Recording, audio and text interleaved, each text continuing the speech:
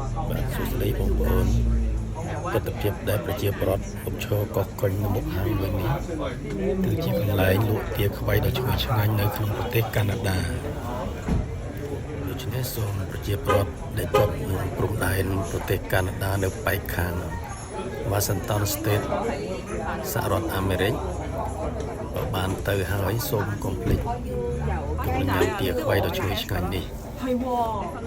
喂，你記得發低晒？係啊，我諗住陣間拎住張單，跟住影個相嘅。係啊，係你影等你計。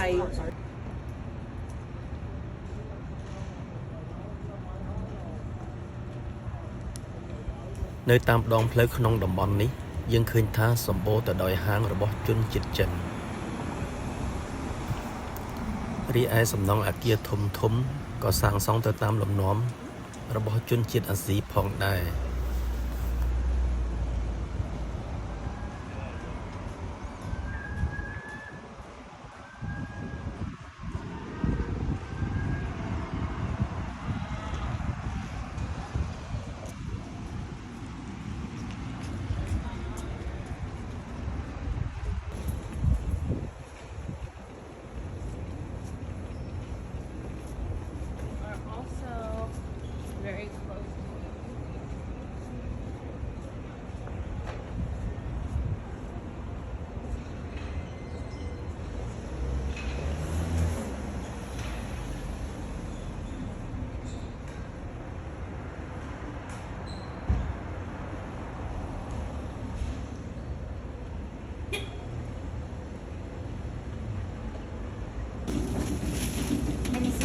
ហាងនំប៉ាវមួយនេះ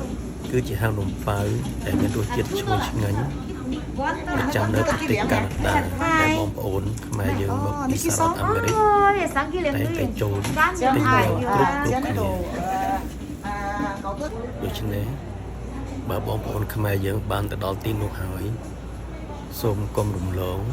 ចូលទៅជាវដើម្បីស្គាល់រសជាតិគ្រប់គ្នាជាទីបញ្ចប់នេះសូមថ្លែងអំណរគុណដ៏ជ្រាលជ្រៅដល់អស់លោកស្រីអ្នកនាងកញ្ញាលោកតាលោកយាយអ៊ំពូមីងទាំងអស់ដែលតែងតែគាំទ្រនិងទស្សនាវីដេអូរបស់ខ្ញុំបាទតាំងពីដើមរៀងមកសូមអរព្រគុណសូមអរគុណ